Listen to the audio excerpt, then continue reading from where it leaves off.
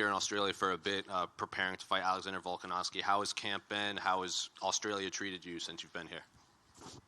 You know, when I came to Australia, I was so surprised how the people know MMA fighters, how the people know me.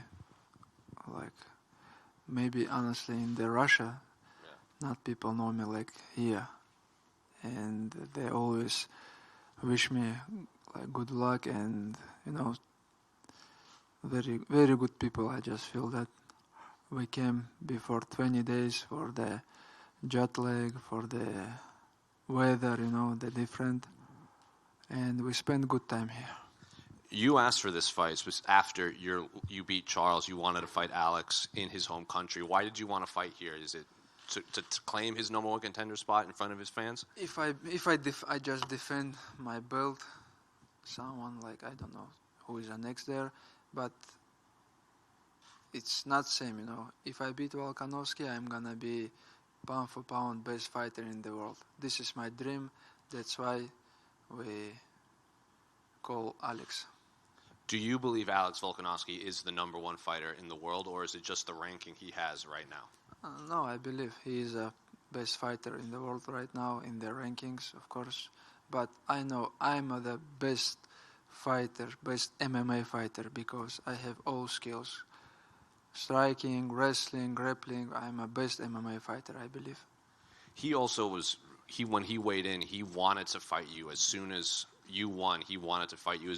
Can you remember another fighter calling you out like that? Because usually you seem to be avoided. You know, the game is changed when I take the belt.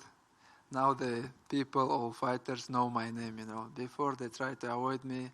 But for him, you know, it's good fight. What he gonna lose?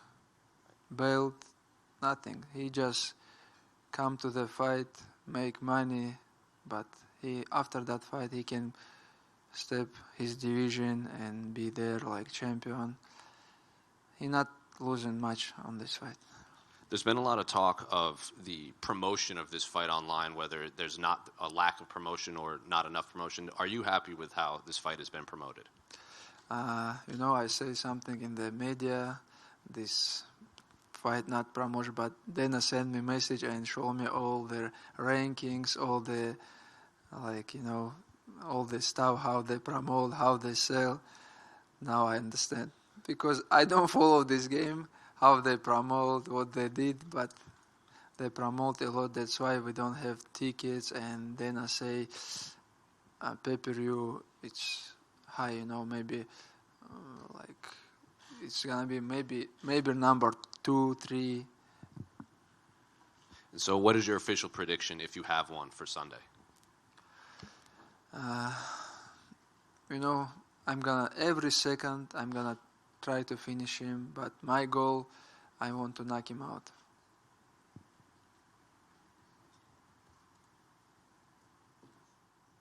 You had that break of like over a year in 2019 to 2021 where you weren't able to fight, and you've been pretty active since then, and I know that was kind of Khabib's advice to you, to be active, and you would be where you're at right now. Is this the schedule you want to continue to keep, to be fighting this consistently? You know, I'm not like regular fighters, like after fight I take 1 month, like next day after the fight we still training, we went to the gym every day. That's why, but 1 year I didn't have 2019, I think, because many things happened. Our coach died and Corona, all this stuff, but I want to always be active because now I'm 31 right now. Next, how many years? I have 3-4 years. I have to fight like 3-4 times 1 year. Is that when you think you'll be done, in 3 or 4 years? I don't know when it's gonna be done because when I feel like I cannot. Now I feel every training camp I improve. I show the always good, you know, like how I run. I check. Last time I run like 5 kilometers, like 19 minutes. Next camp, 18 and a half. That's why I always improve. When I feel I improve, I still fighting. But when I feel I go down, I don't want to wait for that moment, you know. Is that what you enjoy the most about the sport, is like seeing your growth and seeing yourself get better? Like, do you love the sport that way, or do you just consider this more of like a job to you? No, I love this sport because, you know, when I was young, I beginning the sport. That's why this is my not just job. I can't say this is my job. I love this sport. That's why I training every day. Because after the fight, I say, okay, I'm gonna stay 1 week in the home with family, but next day I want to go to the gym, do something, wrestle a little bit, like work with bags, meat, do something, you know, because all my life I did same. And you will take a little break coming up, right, with Ramadan and everything, and that'll be kind of some time for you to not be, thinking about a fight. We're still training in Ramadan, not hard, of course, but we're still training, and I just gonna waiting for the call from UFC. I'm gonna be in good shape. Awesome. Thank you. Hey, Islam, over here. Just out of curiosity, we were speaking to Javier Mendez, your coach, and he was saying how, you're obviously looking after everyone very well on the team, and there's quite a big team. Apparently, is it true that you spent $1 million on your last training camp? And I'm curious how much you spent for this training camp. You know, now I have money, but we don't care how much we spend. We just spend how much we need, you know. For the training camp, I have to bring people who I need, like not just my sparring partner. I bring the people who I feel good with them, you know. I bring like maybe almost 15 people come here. We book some hotel very close, not Hyatt, other hotel. We stay there. Everybody have on his room, and because after that fight, I'm gonna make money. And for the fight, I have to spend some money. I wanted to ask you this also, just because this was said a while ago, but you haven't had a chance to respond yet. Bobby Green, your previous opponent, did you see his comments about you by any chance? What he say? Basically, Bobby Green was talking about your strength, and he was making some serious accusations. He said, imagine if somebody was given steroids from the age of 10. I'm just curious, like when you hear stuff like that, what do you think? I don't know. I'm not like Bobby Green. Like I'm not drunk, do some bad stuff. I training hard. That's why he feel the power. And I told you. All the fighters say I'm gonna defend his wrestling. Like if he take me down, I'm gonna go up. But when fight is happening, when I take down my opponent, they all feel my power and they all tap. You know. That's why. This is not because I'm good. Because I training all my life. You know. That's why.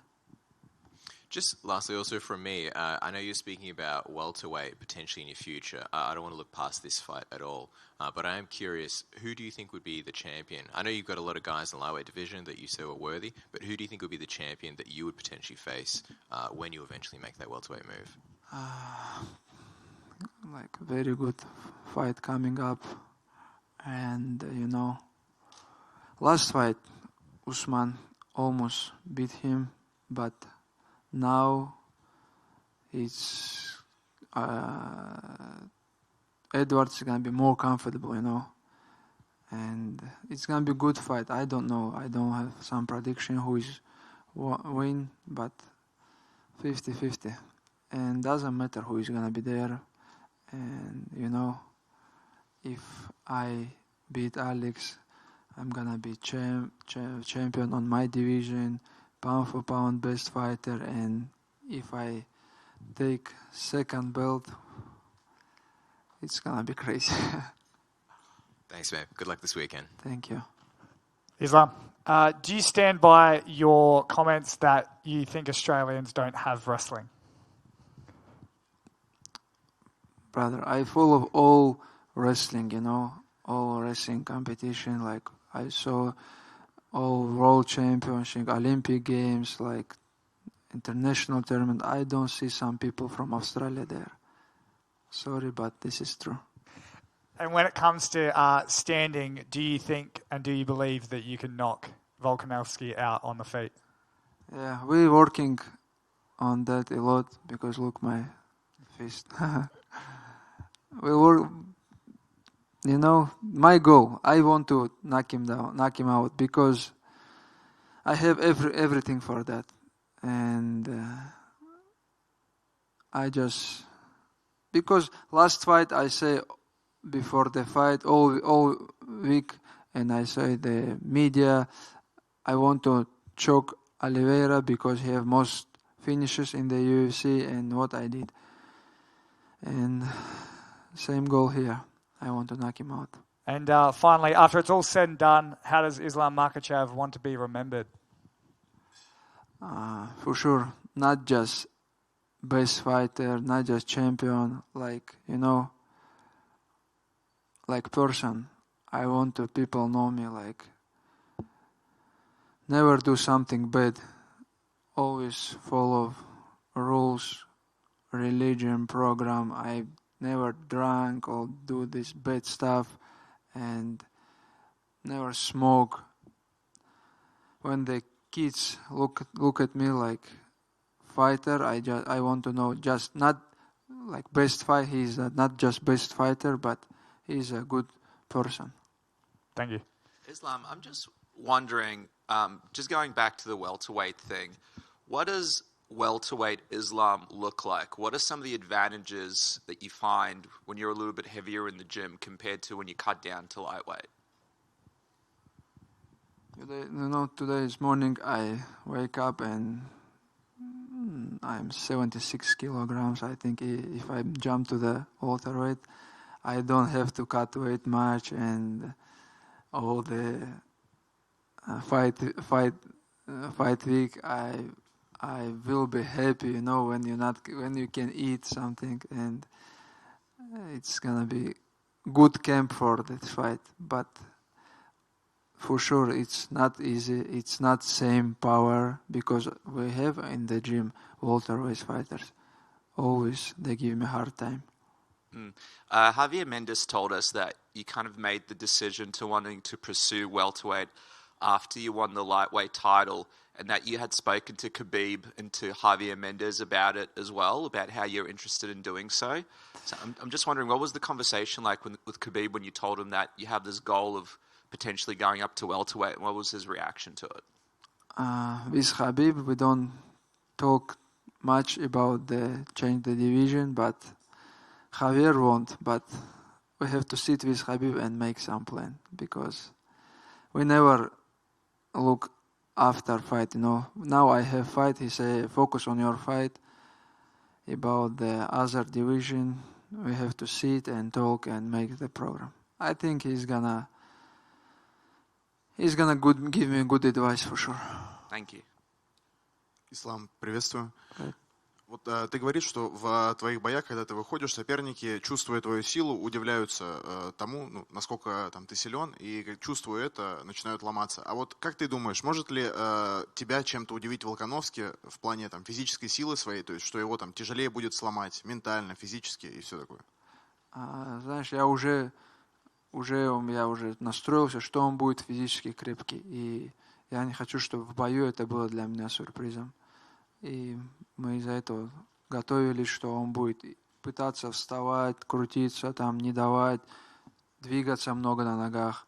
Мы готовились ко всему.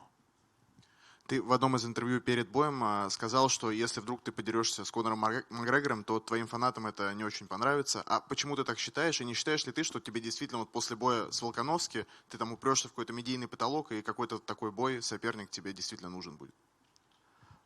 Я не хочу говорить, что Макгрегор мне не нужен, но между мной и им на данный момент большая яма.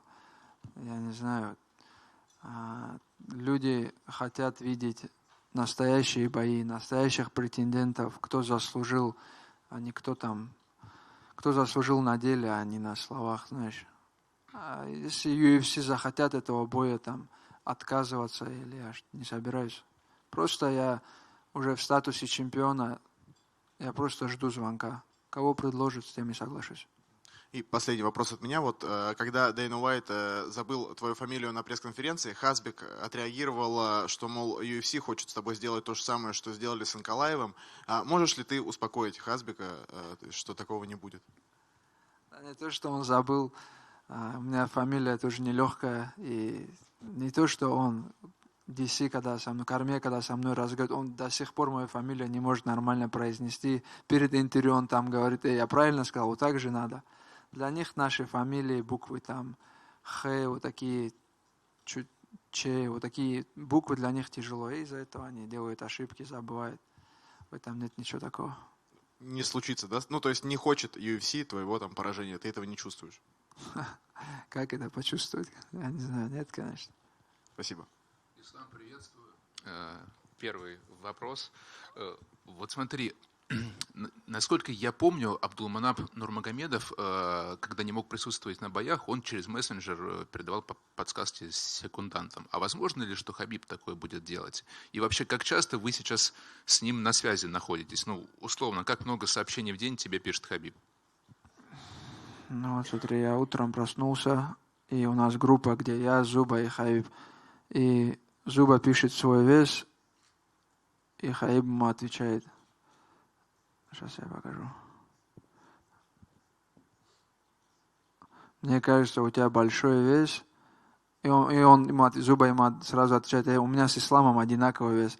А Хабиб знает, что у Зубы, ну, хотя бы он перешел на другой вес, что у Зубы в конце бывает немного проблем. Он говорит: у тебя чуть большой вес, тебе надо там снизиться. Каждое утро мы встаем, и он вопрос тот же: какой вес, что сделали, как вчера потренировались, с кем спарринговался. Мы постоянно на связи. Сейчас многие качают, что он ушел с ММА там. Нет, он просто перестал летать, потому что вот сейчас он приехал бы сюда, это получается месяц, он не дома, без семьи. Он просто перестал летать. А он также в ММА, он также заботится о всей команде и переживает. А с секундантами будь на связи во время боя, как думаешь, или это нереально? Я думаю, вряд ли. Хотя может быть, но я думаю, это вряд ли. Вот смотри, мой коллега Никита Горшенин привел с десяток весомых аргументов, почему с чисто спортивной точки зрения ваш бой с Волконовски величайший в истории UFC. На твой взгляд, этот бой можно назвать величайшим в истории UFC с точки зрения спорта?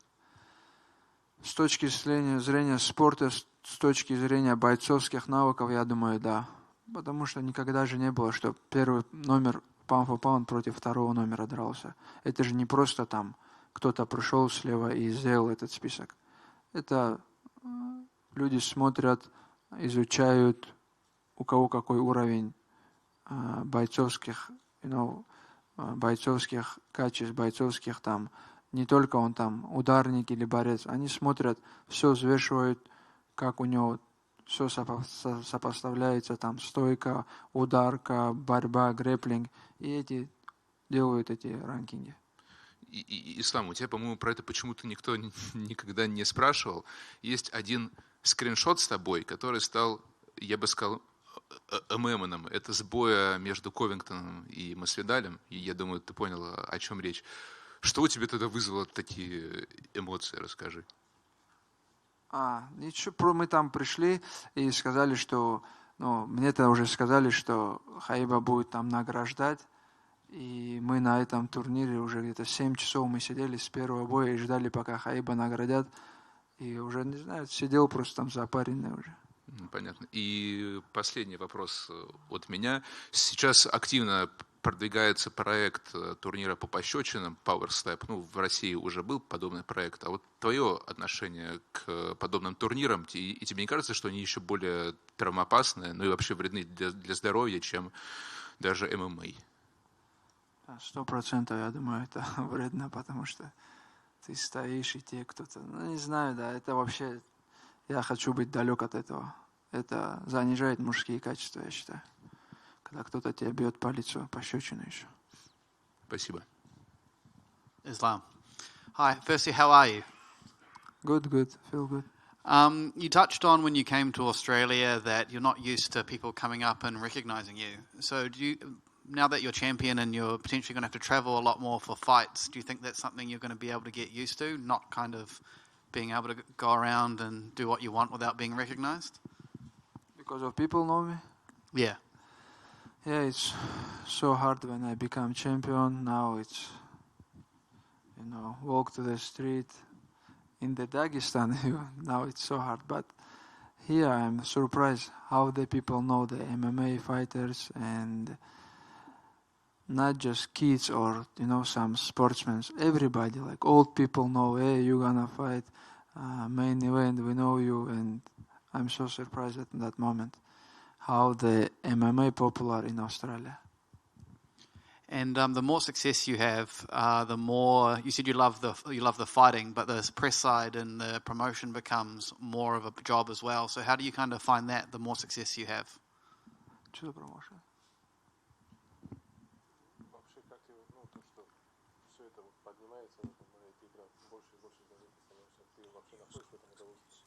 Что становится? Sorry.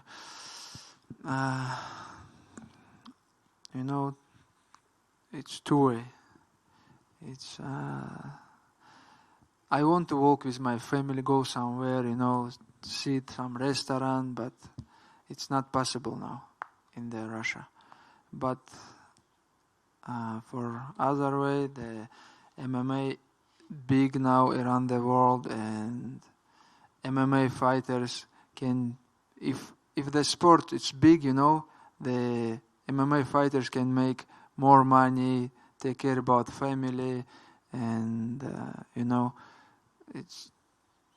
I just happy because the people love this sport, because this is real sport for the real men. Thank you. Ислам, не мог бы рассказать, что за история с этими кенгуру? Потому что со вчерашнего дня какая-то неразбериха в социальных сетях, непонятно, что там произошло. Не кенгуру, это как маленький кока, что ли, они называли. Квоки. Да. Мы поехали на остров здесь, я забыл название острова, и там вообще много их. И они кушают то, что там на полу лежит, траву, листья. То, что я на видео покормил, я листочек от дерева поднял и дал ему. Мне никто не сказал, что их кормить тоже нельзя. Оказывается, нельзя было их кормить. И потом с команды тоже кто-то орешки, что ли, что-то им дал такое. Не знаю, сейчас вышло, что их нельзя кормить, но мы не знали, нас никто не предупреждал тоже. Никаких санкций со стороны полиции не было? Это мы только утром проснулись и это прочитали, пока никто не звонил. Спасибо. I know, Khabib is your friend, your brother, and I'm sure you would rather have him here than not. But for so long, everyone connects you two together.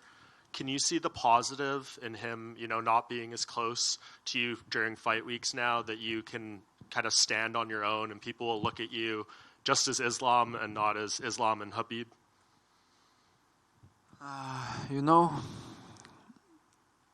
What Khabib say, when we sit all team, he say, hey, guys, when I travel with you guys, like all the media, all the stuff focus on me, and like not just this one. I live from the game, from the traveling, because you have to make your legacy, and of course, when Khabib is my corner, it's mean a lot for me because he give me inside the fight, good advice always.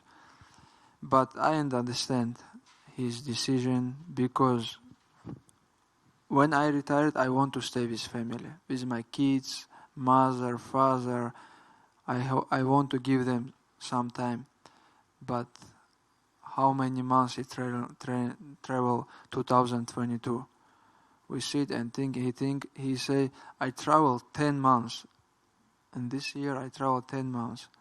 But I told my mother when I retired, I'm gonna stay home with you, with kids, with family, but he's still traveling. That's why I just say thank you because you helped me all my professional career, and now he still help me. He just stop his traveling, and that's it. But every morning he send me message, check my weight, ask me how I training, what I did. We always on phone. Yeah. Well, you deserve your own attention, so I appreciate that. Thank you. Thank you. Yeah. Just wanted to get a prediction for Conor McGregor and Michael Chandler fight that's coming up later on. Conor McGregor and Chandler.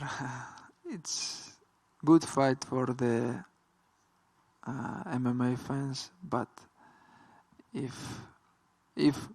Chandler win, he's gonna retire it for sure. Make some good money and that's it.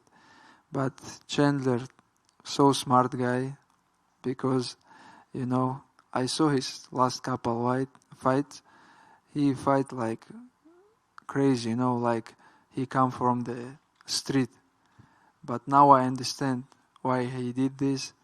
Because if he beat Poirier and Gaethje, it's fight never happen, But last 4 fights they have same streak. They lose 3 times. That's why it's happen, And for the Conor, he choose good way too. He choose like small guy, 170, and finally someone is gonna win. I happy. Just to, you think Conor will retire if he loses?